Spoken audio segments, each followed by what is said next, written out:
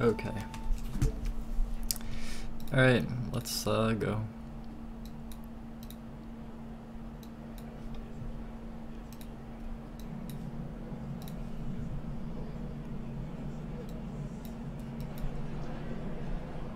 It's a real pleasure to be here in front of this distinguished audience. We had a bit of a slow start, so I'm going to speak very, very quickly, and I'm going to open a fire hose of information on you.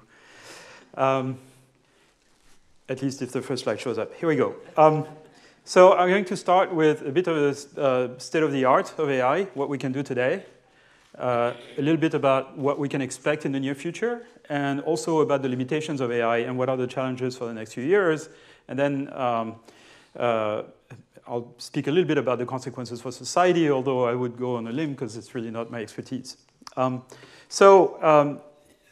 AI, of course, has had different definitions over the years. It started in the 50s, but started being a little bit successful in the 80s with what was called expert systems. And an expert system is something that someone sits down and writes by hand. And that turns out to be a big challenge to build intelligent systems, to have to write all the rules that would govern its behavior. So what's happened over the last 20, 30 years or so is the use of machine learning. And more recently, a set of techniques that really had their root about 30 years ago, but have become successful only in the last few years, called deep learning. And that's what we call the new AI. So the reason we hear about AI today is because of the emergence of deep learning and all the applications it enables. So let me start by explaining a little bit what machine learning is. So let's say you want to train a machine. So when I say train a machine, it's a program really on the computer, but it's a program where a lot of parameters are left free, if you want. So it's symbolized by this panel with knobs. So you can think of it as something with knobs on it that you can adjust. And if you want to train a machine to, for example, distinguish images of cars from images of airplanes, you show it thousands of examples of cars and airplanes. Every time you show it an example of a car, if it doesn't turn on the light for the car, you told it you're wrong, and it adjusts its parameters so that next time around that it sees the same picture, the answer will be closer to what you want. And the magic of it is that if the machine is built properly, or the program is written properly, with enough examples, the machine will eventually learn to associate the proper label to every image. So it's going to be able to recognize any car or any airplane, even the weird-looking ones in this picture. So that idea has been around for a very long time, since the late 50s, and it's been in very wide use by companies like Google, Facebook, and many others for about 20 years. But what deep learning is something about the internal structure of those machines. So while in the past they were what we call shallow, now those machines are composed of multiple layers of processing. I'm not going to go into the technical details, but those machines are a particular instance of what we call neural networks, artificial neural networks. And because they are entirely trainable, that opens the door to many more applications that we were able to do in the past. And that allows us to also to reduce the amount of expert manual labor, if you want, to build those machines. So whereas in the past there was a piece of the work that consisted in designing most of the system and engineering it, right now we just take kind of a standard deep learning framework or algorithm, and we turn the crank, train it with lots of data, and usually it works pretty well for a lot of applications. So that democratized a little bit the use of machine learning. It also made it work better. So it started when I started working on this at Bell Labs in the late 80s. We could do things like recognize characters. And in fact, that was very successful, but we didn't have a lot of data sets on which we could train those systems. The only data sets for which there was sufficient data was things like handwriting recognition or speech recognition. But we could never apply it to other things because we just didn't have the data. Also, the computers were very slow. So we had to wait until the mid-2000s to do other things, like, say, for example, drive robots. So this is a project I worked on the first few years I was at NYU, and we were able to train one of those deep learning systems. It wasn't called deep learning at the time, to essentially drive a robot off-road and avoid obstacles. And the system more or less kind of trained itself, which is very interesting.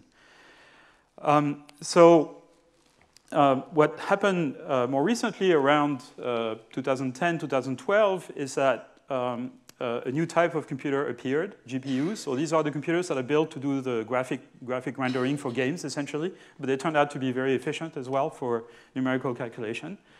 And a number of different groups, starting with our friends at University of Toronto, implemented what's called a convolutional net. So this is a bit of my invention from back at Bell Labs in the 80s. And they built a very, very large convolutional net, trained on a very large data set, and beat the record on image recognition that were standing at the time by a very large margin. And that caused a revolution in computer vision where everybody basically stopped everything they were doing and started using those methods because the performance was so much higher. And this is probably the single most important event in AI that happened over the last 10 years. And this is what caused the AI revolution that we know today. So over the last few years, there's been a sort of explosion of innovation in this domain. Again, the root of this goes back to the mid-'80s. And to give you an example of where computer vision stands today, here is an example of what a computer vision system can do. This is a system that was built at Facebook for the last few months. And you can give it an image, and it will outline every object with sort of precise outline and identify them. Wine glasses, wine bottles, tables, the computers in the back, the people. You can count sheep with it, or do all kinds of things. It works amazingly well, and the progress in this domain have been stunning. So if 5 years ago a computer vision researcher had been asked, how long is it going to take for us to get this kind of performance, probably the answer would have been a very long time. And we've seen some example yesterday by Lily Peng from Google of applications of this to medical image analysis. There is a number of those applications. I think the two most visible applications that are going to pop up and have a big influence on society over the next few years are in medicine, particularly in radiology, but also in personalized medicine and genomics.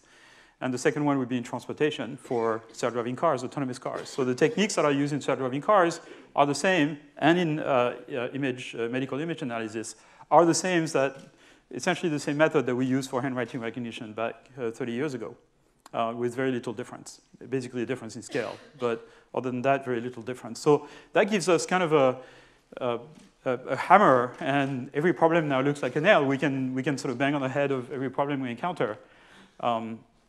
And build cars that drive themselves. We can also do translation with those systems. And again, they are very similar in flavor to what we built. So there is issues, though, with those methods. They are not the solution to AI. We're not going to be able to build truly intelligent machines with those techniques. Supervised learning requires too many training samples. So there's a lot of problems for which, in medicine in particular, for which we don't have a lot of samples. And we can't really apply those methods there, at least not yet. And there is, various problems in the fact that those systems reflect the biases that are present in the data, so that requires a bit of work to massage the data in the appropriate way. And as I said, supervised learning is insufficient to produce true AI systems. There's actually 3 types of learning in the context of machine learning. One is called supervised learning that I just talked about. There's another one called reinforcement learning. Many of you may have heard of AlphaGo and AlphaGo Zero, produced by our friends at DeepMind. And that's trained by reinforcement learning. So it's a slightly different mode of training where the machine is not told the correct answer to what to produce, but is just being told whether it's correct or not, whether whatever output it produces is correct or not. And that works really well for training a machine to play games. Unfortunately, it doesn't work very well for real-world applications. There's a third type of learning called unsupervised learning, which I'll come to in a minute. But reinforcement learning works well for training machines to play games, Go, chess, Doom, StarCraft, etc. StarCraft is still work in practice. It doesn't really work in the real world because it requires too many samples. So if we want to use reinforcement learning to train a self-driving car to drive itself, it will have to drive off a cliff about 50,000 times before it realizes it's a bad idea. And and maybe another 50,000 before it realizes how not to run off a cliff. So obviously, we don't learn this way. We tend to be able to learn to drive without driving off cliffs too many times. So what is it? So what can we do with current AI systems, right? So we can have safer cars, better medical image analysis, adequate language translation, not perfect, far from that, and numerous applications. New applications pop up every day. But what we cannot have is machines with common sense, machines that we can talk to and that are not frustrating to talk to. Intelligent personal assistants, for example. We can't have that yet. Smart chatbots, household robots. We like a robot that can actually, do work in our house. Agile and dexterous robots. A house cat has more common sense and more agility than the best robots that we have.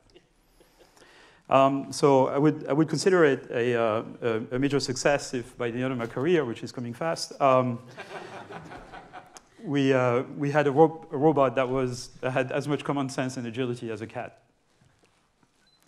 So the next revolution will not be supervised. That's insufficient. We'll need new techniques for that. And the question, of course, is can machines learn like humans? And humans are amazing at learning. Babies learn at incredible speed. They learn sort of basic physics. They learn how the world works by observation, essentially.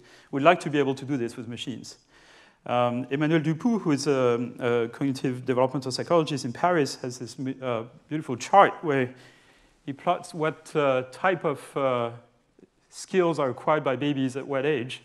This is in months. So things like object permanence, the fact that there is animate and inanimate objects, et cetera. The notion of gravity, inertia, et cetera, that's learned around the age of 8 months. So before 8 months, if you show a baby, something like this, a cart that floats in the air, they say, sure, that's the way the world works, no problem with that. After 8 months, when they figured out what gravity is all about, they look at it like this.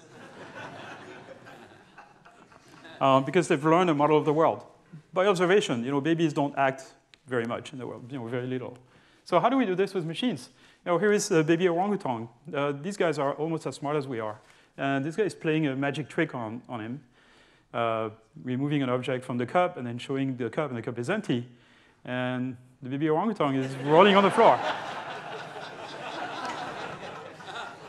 So they have, they're incredibly smart. They can use tools. They can build their house. They have common sense more than, they're not social animals. They don't have language. They don't interact with, much with other animals of their kind. How do we do this? How do we reproduce this with machines? And so that's something called predictive learning or unsupervised learning, and we're doing experiments with this with some ideas that don't work yet, or at least not well, but we're trying to get machines to predict the future, basically. So show a piece of video to a machine and ask it what's going to happen next. And if the machine is able to predict what's going to happen next, perhaps it has some idea of how the world works. And we can call this predictive learning, self-supervised learning, imputative learning if we're pedantic. But that's the basic idea we're working on to allow machines to learn like animals and humans. Those are predicted videos. So there's an initial segment of the video being shown to the machine, and then it has to invent the rest of the video. So it invents this bookcase here. It's never seen this before. It's been trained on videos of New York apartments, and it figures out that if you have the start of a couch, the rest of the couch must be there too.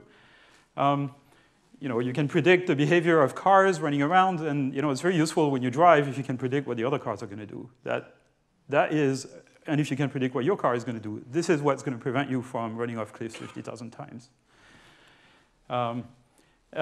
So this is an experiment that was done by colleagues at NVIDIA, the company that produces the GPUs, very recent paper. And these faces are faces of celebrities. These are non-existing celebrities. So what they did is train a particular type of neural net called a generative adversarial network. The idea came out of the University of Toronto a few years ago, and we've been very active in this as well. And you train it on lots of pictures of celebrities. And then you feed it a random vector, and out comes a picture of a celebrity that doesn't exist. And so those are fake pictures. They look really nice, very high resolution, 1,000 by 1,000 pixel, pretty amazing. You can also, this is worked on at Facebook in Paris, where you can take a picture of someone and make that person older or younger, more, more male or more female, in various ways. So it gives you kind of some control. And so I think those kind of tools are going to be very useful for sort of creative, sort of helping with creating content, essentially, giving creativity power to people who don't necessarily have the technique for art. Okay, so a couple of predictions, and I'll end with this. The emergence of AI is going to change the value we attribute to things. And there, again, I'm going on a limb. I'm not an economist, but I talk to a lot of them. So you can today go on Amazon in the US, and I think it's probably similar here, and buy a Blu-ray player for $47. It's very cheap. It's an incredibly sophisticated piece of technology. It's essentially built by machines. You want a handmade ceramic bowl. Technology has been around for about 8,000 years. It costs you $750. Just do a Google search. You'll find those. You want to download a recording of Mozart die Zauberflöte? $7. A ticket at the New York Met and Lincoln Center, $800. That's the most expensive one. Okay, the cheap ones are maybe $200, something like that. So what's the difference? Why is it that there's such a difference in price? What we give value to is authentic human experience. When someone is really involved in building the thing, or there is a direct relationship, direct human relationship, that's what is going to increase in value. And material goods are going to go down in value like crazy because they're going to be built by machines, and to some extent designed by machines.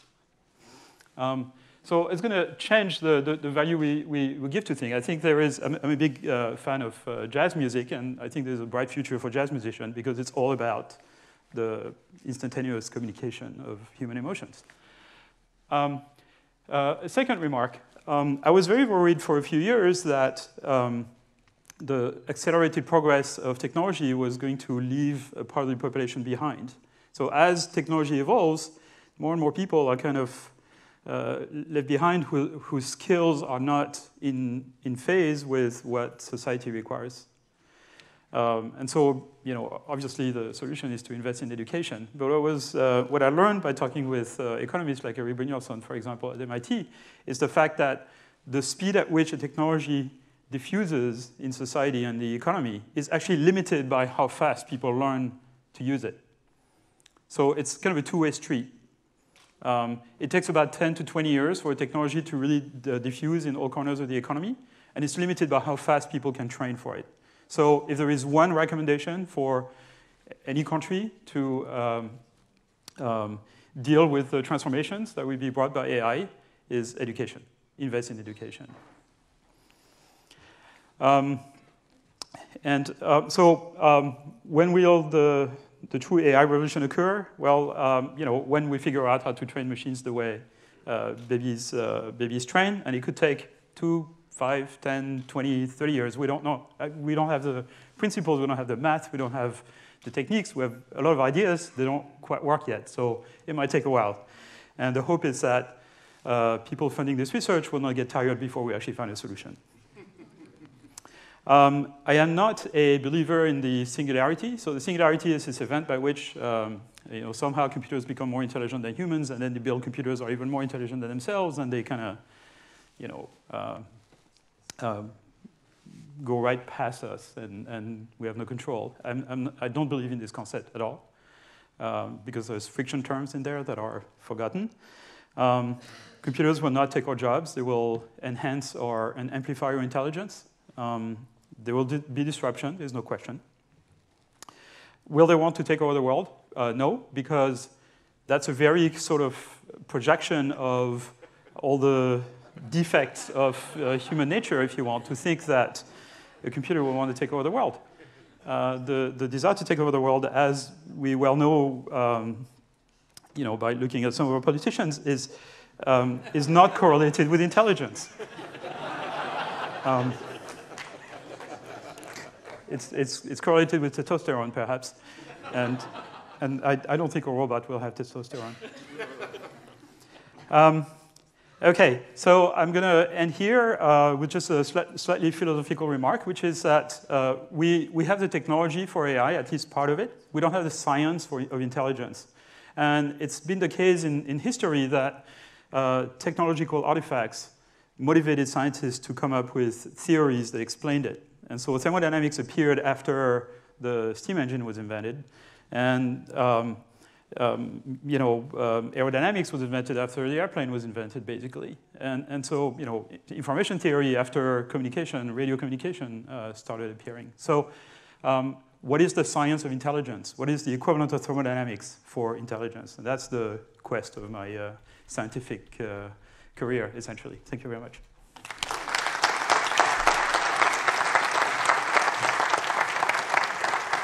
Fantastic. Fantastic presentation. Thanks. I think we have a few minutes for some questions and answers, so I'll just kick off.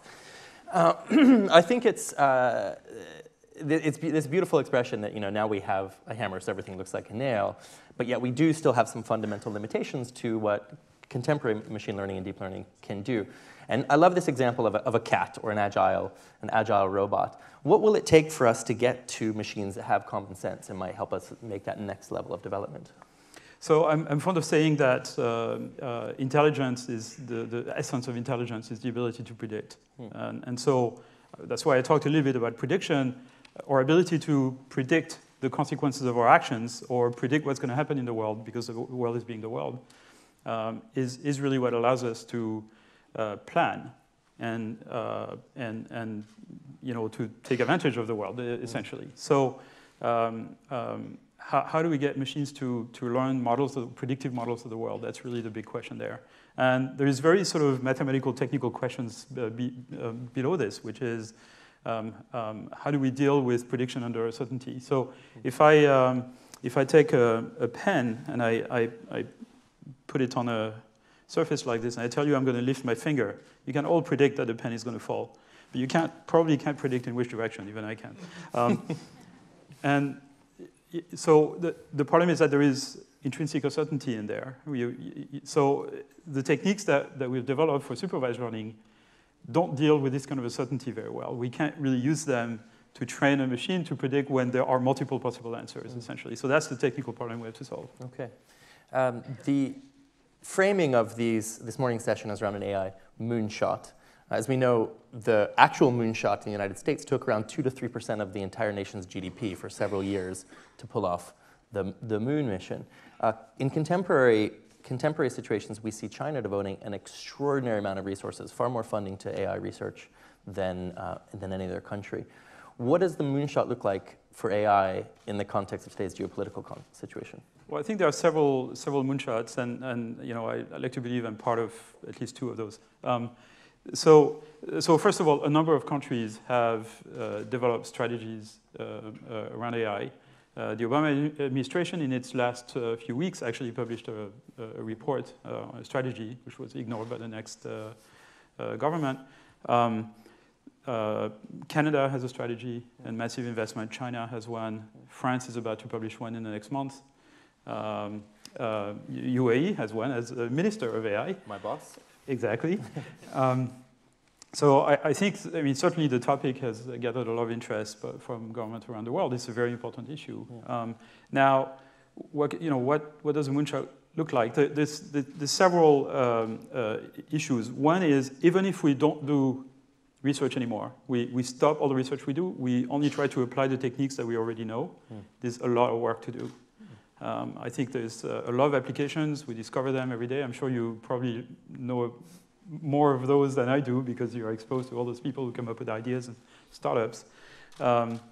So just that, I think, is gonna keep people busy for a long time. And that's relatively applied research and development. And then there is the more ambitious moonshot, which is how do we solve the general intelligence problem, make machines that have common sense, etc.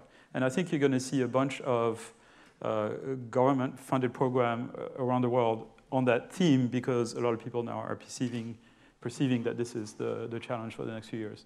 Fantastic.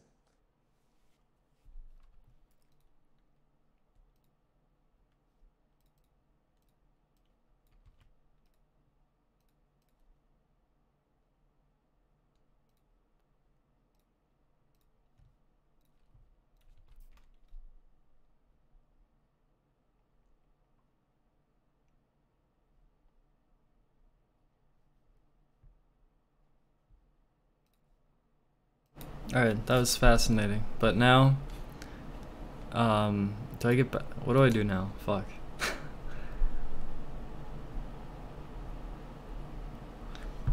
Do I go back to Breath of the Wild? I could.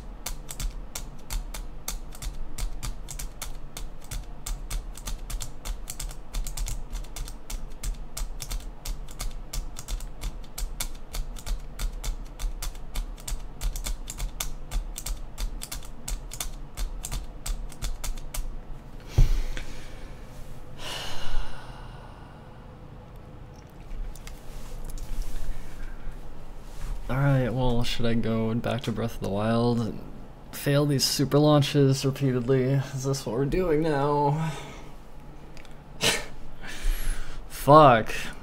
Who wants to teach me how to make AI? Fuck.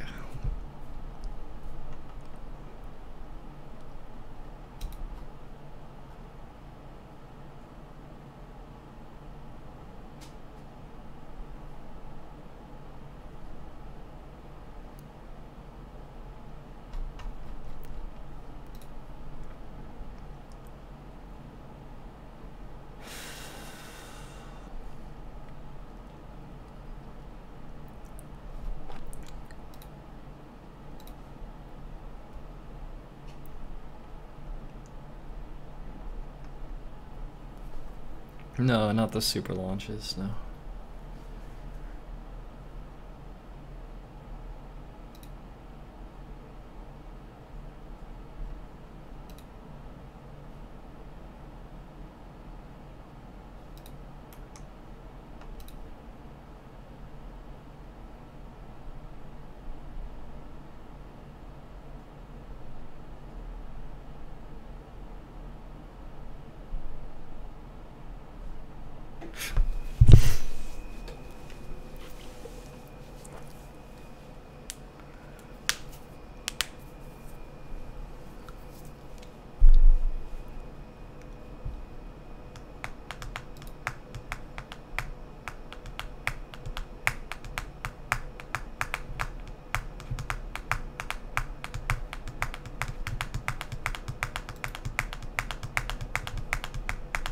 I'm gonna start streaming again in a sec. I wanted to break that video into separate videos, so I'm gonna do it again. So this stream is over, and the next stream may begin shortly, so thank you for being patient with me.